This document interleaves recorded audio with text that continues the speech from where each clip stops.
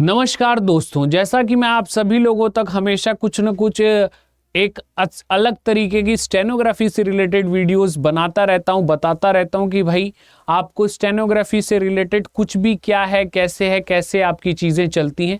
तो उसी तरीके की एक और वीडियो लेके आज मैं आप सभी लोगों के सामने आया हूं। तो कई बार क्या होता है, मेरे से बच्चे कहते हैं कि सर हमने तैयारी बहुत की, मेहनत बहुत की, बट हमारा सिलेक्शन नहीं हो पाता, हमें बहुत ज़्यादा चीज़ों के अंदर कन्फ्यूजन होता है, डाउट होता है, हम मेहनत बहुत करके जाते हैं, उसके बाद भी जो हमारा स्किल टेस्ट होता है वो क्वालिफाई नहीं हो पाता।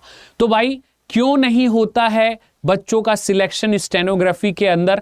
आखिर क्या ऐसी बातें हैं जो कि स्टेनोग्राफी में बच्चों को परेशान करती हैं और उनका सिलेक्शन जो है वो रुक जाता है? तो आज इन्हीं सब चीज़ों के बारे में एक बार हम बात करेंगे कि भाई किस तरीके से, कैसे आप तैयारी करिए कि आप लोगों को स्टेनोग्राफी के अंदर कोई कंफ्यूजन ना हो, स्टेनोग्राफी के अंदर कोई डाउट ना हो और आपके सिलेक्शन में कोई रुकावट ना आए। चलिए, तो इसके बारे में एक बार समझते हैं। तो देखिए, शॉर्ट हैंड जो आपका प्रोसेस होता है, जो स्टेनोग्राफी, अगर हम प्रोसेस की बात करें तो हमारा जो स्टेनो या शॉर्ट हैंड, देखिए दो नामों से जानते हैं, कंफ्यूज मत होइएगा।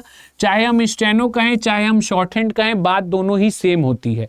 तो अब इसका जो प्रोसेस होता है वो आपका ये होता है कि जैसे आप बचपन में जब स्कूल जाना स्टार्ट किए तो आप सभी लोगों को बेसिक लेवल से पढ़ाया जाना शुरू किया, चाहे वो वर्डमाला हो, चाहे वो अल्फ़ाबेट हो, वो सारी चीज़ें जो है वो सिखाई जानी स्टार्ट हुई। तो स्टेनो के अंदर भी आप बड़े होके भी जब स्टेनो सीखने आते हो तो यहाँ पे भी आपको बेसिक लेवल से जो है अल्फ़ाबेट्स वगैरह, जिस तरीके से आपको क्या कैसे चीज़ें करनी है, वो सब कुछ सिखाई और बताई जाती हैं। तो यहाँ पे आप सभी लोगों को जो चीजें बताई और समझाई जाती हैं उसके बिहाफ पे आप सभी लोग जो है वर्क करते हैं। तो यहाँ पे देखिए क्या दिक्कत आती है। तो जैसे आप लोग जो स्टेनो का अल्फाबेट है, ये तो आप सभी लोग बचपन से पढ़ते हुए आए हो, वर्डमाला पढ़ते हुए आए हो, तो इसमें आप चीज़ें कर लेते हैं।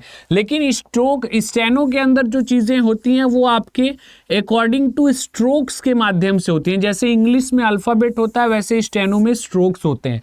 तो हम क्या करते हैं, हम ये सोचते हैं कि अरे यार, हमने जो है शुरुआत में प्रैक्टिस कर ली, अब जो है आगे हमें इसको प्रैक्टिस करने की क्या ज़रूरत है, चलिए जैसे बुक हमारी चला रही है वैसे चलते हैं, वैसे फॉलो करते हैं। जो बुक में आपकी एक्सरसाइजेज आती हैं, वर्ड्स आते हैं, रूल्स आते हैं, हम उनको पढ़ते रहते हैं और उनके हिसाब से चीज़ों को आगे करते रहते हैं। तो यही समस्या है दोस्त, यही समस्या की जड़ है कि जब तक आप चीज़ों को प्रैक्टिकली समझना, अप्लाई करना नहीं सीखेंगे, तब तक आपको हमेशा उस सब्जेक्ट में परेशानी आती रहेगी। तो स्टेनो के अंदर आपकी परेशानी का सबब यही है कि भाई आप सभी लोग जो है इसको प्रैक्टिकली समझने की कोशिश नहीं करते हैं, इसको आप जो है याद करने की कोशिश करते हैं। अगर आप इसको प्रैक्टिकली समझने की कोशिश करेंगे तो आपको ये निश्चित रूप से बहुत आसानी से आ जाएगी और आप सभी लोगों को एग्जाम के अंदर असफलता का सामना नहीं करना पड़ेगा। लेकिन उसके लिए आपको कैसे तैयारी करनी पड़ेगी, सबसे पहले ये बात समझ लीजिए भाई। तो जैसे ही आप लोग जो है पहले बेसिक पार्ट कंप्लीट करते हैं, तो बेसिक पार्ट कंप्लीट करते समय आपको दो बातों का ध्यान देना पड़ेगा। जो आपकी दो बातें हैं उनका ध्यान देना पड़ेगा। पहली बात तो ये कि जो आपको स्ट्रोक्स या इसके अंदर एक शॉर्ट फॉर्म्स होती हैं वो बताई जाती हैं, वो स्ट्रोक्स और शॉर्ट फॉर्म्स को आपको रेगुलर बेसिस पे प्रैक्टिस करना पड़ेगा। ठीक है, रेगुलर बेसिस पे इनका प्रैक्टिस करना पड़ेगा। दूसरी बात, जो आप डिफरेंट रूल से वर्ड्स बनाते हैं, उन वर्ड्स को, जैसे बुकिश जो वर्ड हैं वो तो आपने प्रैक्टिस कर लिए, बना लिए, तो वो चीज़ आपको समझ में आ गई। लेकिन जो आपके बाहरी दुनिया में उससे रिलेटेड वर्ड हैं उनको भी आप लोगों को ट्राई करना पड़ेगा, उनको भी आपको बनाना पड़ेगा, उनको भी आपको समझना पड़ेगा कि भाई किस तरीके से, कैसे आप चीज़ें उसके अंदर कर रहे हैं, कहाँ वहाँ पे आपको क्या दिक्कत आ रही है, क्या कंफ्यूजन आ रही है। ये सारी चीज़ें, ये सारी बातें आप सभी लोगों को हमेशा अप्लाई करते रहनी पड़ेगी, सीखते रहनी पड़ेगी, ताकि स्टेनोग्राफी या शॉर्ट हैंड के अंदर आपकी कोई समस्या, कोई भी दिक्कत, कोई भी प्रॉब्लम ना आए। तो इसके लिए पहली बात तो ये कि भाई डेली बेसिस पे इसकी प्रैक्टिस करनी पड़ेगी और प्रैक्टिकली चीज़ों को अप्लाई करना सीखना पड़ेगा। कि भाई जो आपका, जैसे मान लीजिए आपने रूल आर पढ़ा, तो अब आपने रूल आर कि बुक वाले वर्ड्स तो आपने बना लिए, लेकिन अब जैसे मान लो आप रास्ते में कहीं जा रहे हैं, कहीं आपने जो है बस में जा रहे हैं, ट्रेवल कर रहे हैं, तो आपको आर से रिलेटेड जैसे कोई वर्ड दिखा तो आप उसको अपने दिमाग में स्टेनो में ड्रॉ करने का प्रयास करिए कि हाँ भाई अगर हम स्टेनो में इसको बनाते तो कैसे बनाते। ठीक है, उन रूल्स को आप प्रैक्टिकली अप्लाई करने की कोशिश करिए। तो अगर आप ऐसा करते हैं तो आपके प्रैक्टिकल नॉलेज स्टेनो के अंदर काफी इंप्रूव होने लगेगी। आपके माइंड में स्टेनो को फॉर्म करने का जो प्रोसेस है वो इंक्रीज होने लगेगा। देखिए हम स्टेनो क्यों नहीं फॉर्म कर पाते हैं, जब आपके सामने कोई ऑन द मोमेंट कोई वर्ड आता है तो आप सोचने लग जाते हैं कि भाई ये कैसे बनेगा। तो ऑन द मोमेंट जब कोई वर्ड आया और आप उस पर क्या करने लगे, थिंकिंग करने लगे। ठीक है, ये वर्ड आया और आप यहां पे अपनी थिंकिंग करने लगे भाई कैसे बनेगा, बस यही आपका टाइम लॉस है।